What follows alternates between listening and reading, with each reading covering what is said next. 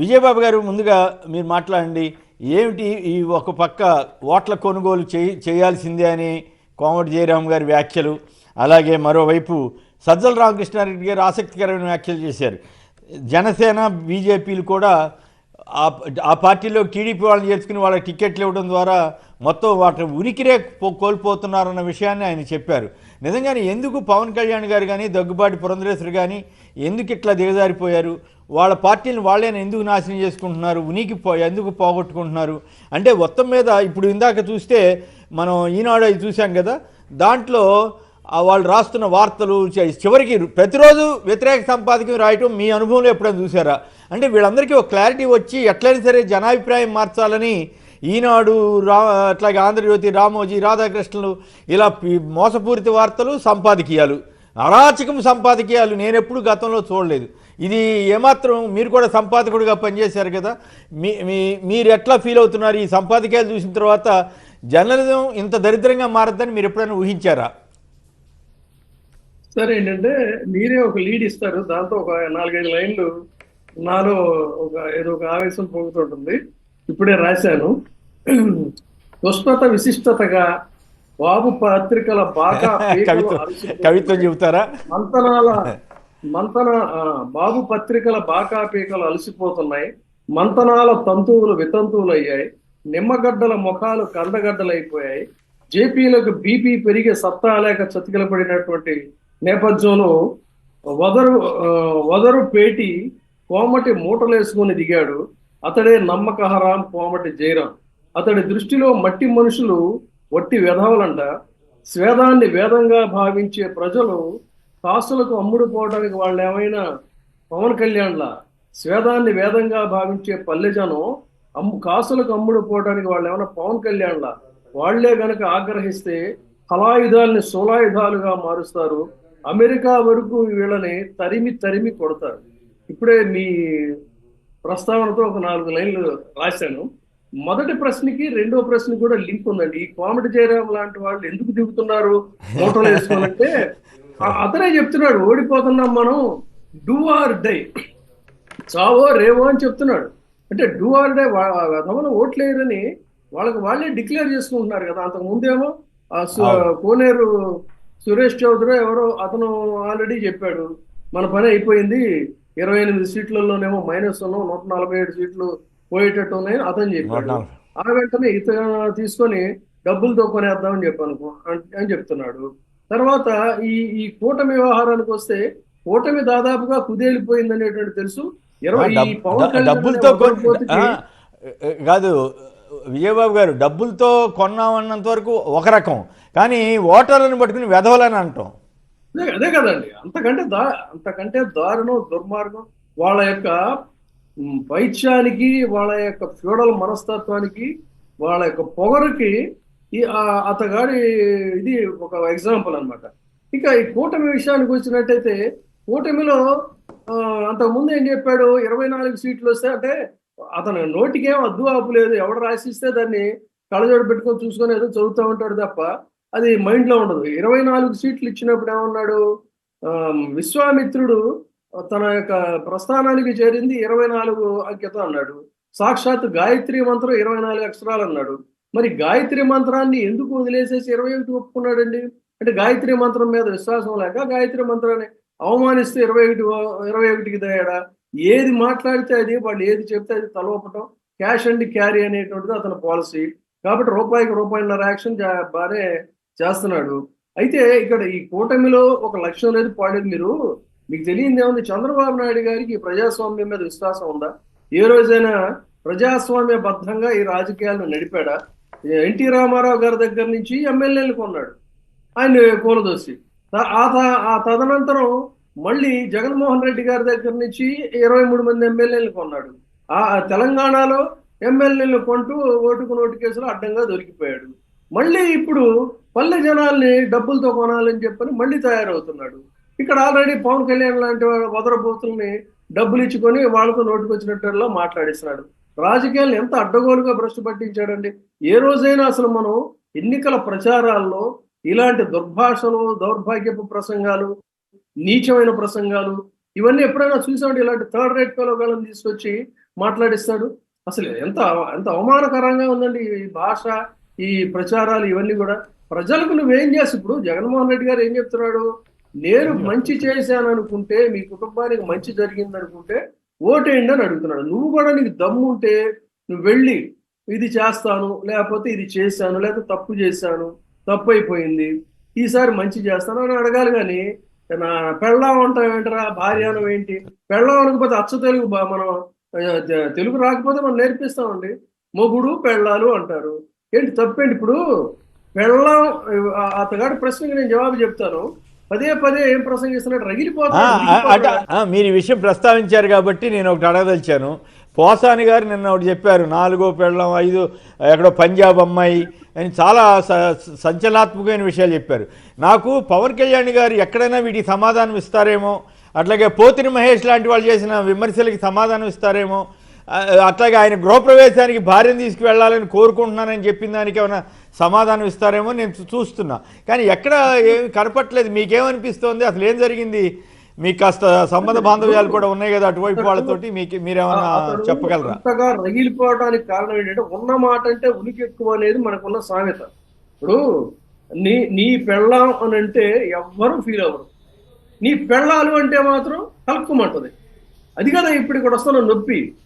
ఇప్పుడు ఏకపత్ని వ్రతులకి నీ పెళ్ళాం ఉన్నా, నీ భార్య అన్నా, నీ ఆలి అన్నా, ఏమన్నా కూడా వాళ్ళ దాన్ని పాజిటివ్గా తీసుకుంటారు, ఇబ్బంది ఉండదు.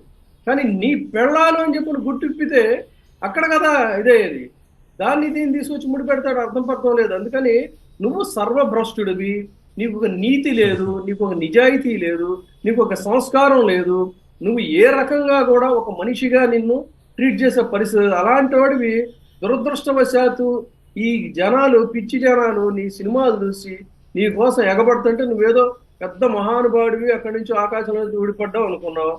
నిన్న చంద్రబాబు నాయుడు ఒక మాట మాట్లాడుతున్నాడండి. ఆయన ఏమనంటే, అసలే కోతి ఆపై కళ్ళు తాగింది, దానికి ముళ్ళు గుచ్చుకుంది అని అన్నాడు.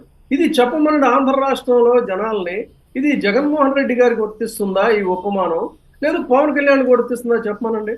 అంటే పవన్ కళ్యాణ్కి లోపల ఈ భావన ఉందనుకుంటా బహుశా చంద్రబాబుకి. అందుకని నిన్న మాట్లాడుతున్నాడు, అసలే కోతి ఆపై కళ్ళు తాగింది, దానికి ముళ్ళు గుచ్చుకుంది. ఏం ముళ్ళు గుచ్చుకుంది? పెళ్ళాలు అనే మాట ఒక ముళ్ళులాగా గుండెల్లో. అంటే మీరు గమనించే ఉంటారు విజయబాబు గారు, మీరు గమనించే ఉంటారు, నేను ఈ మధ్య ఒక వీడియో వేశాను.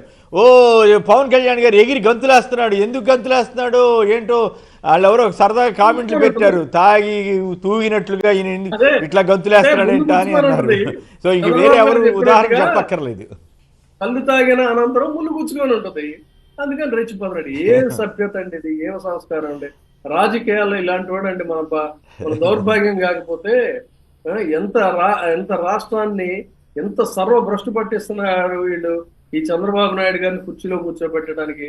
ఆడెవడో అక్కడ హోటల్లో కప్పులు కడుగుతా ఎవరైతే అతనికి లైఫ్ ఇచ్చారో అతనికి ఎర్త్ పెట్టి, నా థ్యాంక్లెస్ ఫెలో, అక్కడ హోటల్ వ్యాపారం ద్వారా ముబ్బడిగా సంపాదించి, మీకు తెలియందే ఉంది, పనికిమాలిన కుల రాజకీయాలు నడిపి ఆఖరికి అమెరికాలో కూడా కులతత్వాన్ని చేస్తే ఆ తానాలో ఉన్న వాళ్ళే బయటకు వచ్చి చేశారు, తన్నుకున్నారు, కోర్టులకు వెళ్ళారు. ఇవన్నీ మనకు తెలియదండి.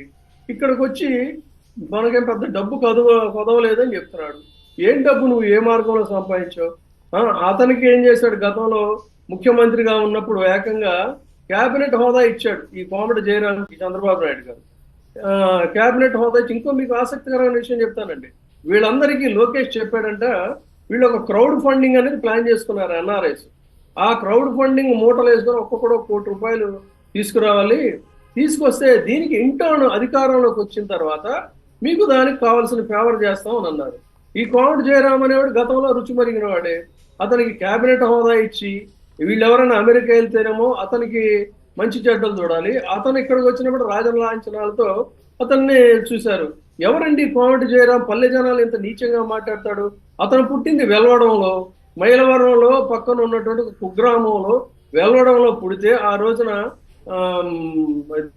బాలరెడ్డి గారు, లక్కిరెడ్డి బాలరెడ్డి గారు అప్పుడున్నటువంటి పరిస్థితుల్లో చాలా మందిని, తనకు ఆయన స్వగ్రామం మీద ఉన్న అభిమానంతో చాలా మందిని ఆయన అమెరికా తీసుకెళ్ళాడు.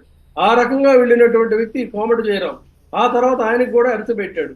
పెట్టిన తర్వాత చిన్నగా హోటల్ చేసి నా కళ్ళతో కాలిఫోర్నియాలో నేను చూసా.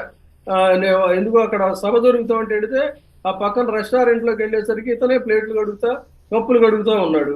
అక్కడి నుంచి దాన్ని స్వాగత్ హోటల్ అని చెప్పని ఉడిపి హోటల్ వాళ్ళది అనేటువంటి భ్రమింపజేసేటట్టుగా ఆ స్వాగత్ గ్రూప్ అని పెట్టి ఆ స్వాగత్ గ్రూప్తో రెస్టారెంట్లు పెట్టి ఆ తర్వాత చేసుకొచ్చాడు. పొద్దున్నే ఇంకో దౌర్భాగ్యం ఏంటంటే ఇలాంటి వాళ్ళ వల్ల మనం ఇప్పుడు మీరు బీపీ తెచ్చుకుంటున్నారు, మనం కూడా సంస్కారాన్ని ఒక 2-4 మెట్లు దిగి మాట్లాడుకునే దౌర్భాగ్య పరిస్థితి ఏంటంటే తానా సభలు అని చెప్పని పాపం ఇక్కడి నుంచి యాంకర్లే వాళ్ళని వెళ్ళి తీసుకెళ్తే వాళ్ళు ఎందుకు అరెస్ట్ చేశారో తెలియదు.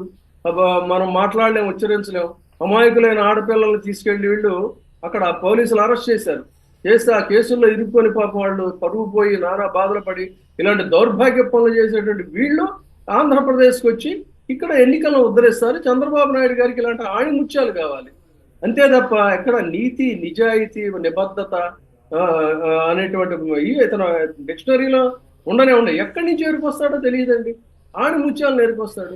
అవును విజయబాబు గారు, తెలుగు వాళ్ళ పరువు, విజయబాబు గారు ఆ 2 వీడియోల మీద తెలుగుదేశం పార్టీ అధికారికంగా ఏమైనా స్పందించిందా?